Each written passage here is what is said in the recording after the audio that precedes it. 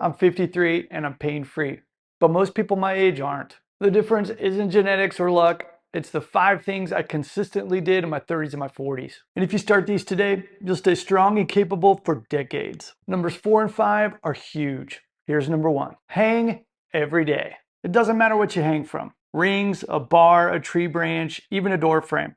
This isn't about pull-ups or getting jacked. It's about 3 things. First, grip strength. Every year you age, you lose grip strength. Hanging preserves it. Second, spinal decompression. Now, your spine compresses all day from sitting, standing, and moving around. Hanging decompresses it. It takes pressure off your discs and creates space in your vertebrae. Third, shoulder health. Now, hanging keeps your shoulders mobile and strong overhead. And most people lose this in their 30s and their 40s, then wonder why their shoulders hurt at 50. Just start where you're at. 10 seconds, that's cool. 20 seconds, even better. The thing is, I'd like to see you to work up to 1 minute and do it every single day. Now, I got a full article linked in the description with programming and progressions. Number 2, focus on mobility. Not just stretching, but actual mobility where you're moving your body through full ranges of motion under control. Here's what most people miss. You're losing range of motion every year in your 30s and 40s. You just don't notice it because it's gradual. Then one day you can't tie your shoes without your back hurting. And you can't get down on the floor and back up without using your hands. The cool thing is that the solution isn't complicated.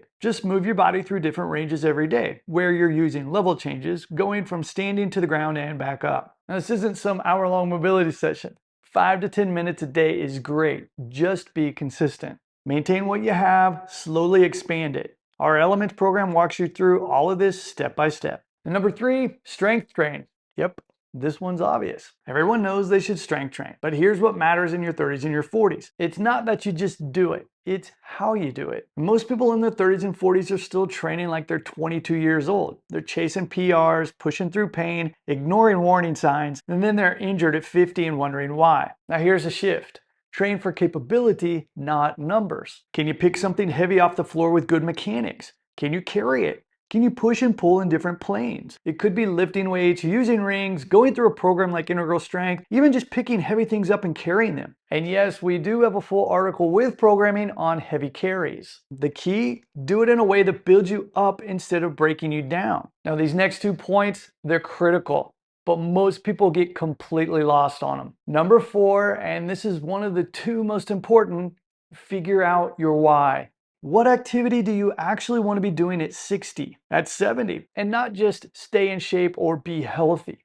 What specific thing? For me, it's judo. I want to train martial arts, roll on the mat, and teach classes well into my 60s and beyond. That's my why. Because I have that specific goal, my training has direction. Most people train just to train. Random workouts with no purpose. 6 months later, they quit. That's because there's no reason to keep going. But when you have a specific activity you're training for, hiking, surfing, martial arts, whatever, your training has meaning. You're not just exercising. You're preparing for something you love. Now, right now, I want you to think about it. What's your activity? What do you still want to be doing in 20 years from now? That's your training goal. And number 5 is possibly the most important one. Find a community of people who will support you and train with you. Here's what the research shows. People with a strong sense of purpose plus a supportive community, they live longer, healthier lives. It's not just the exercise, it's the social connection, the accountability, and the shared experience. If you're training alone, you're statistically more likely to quit within 6 months.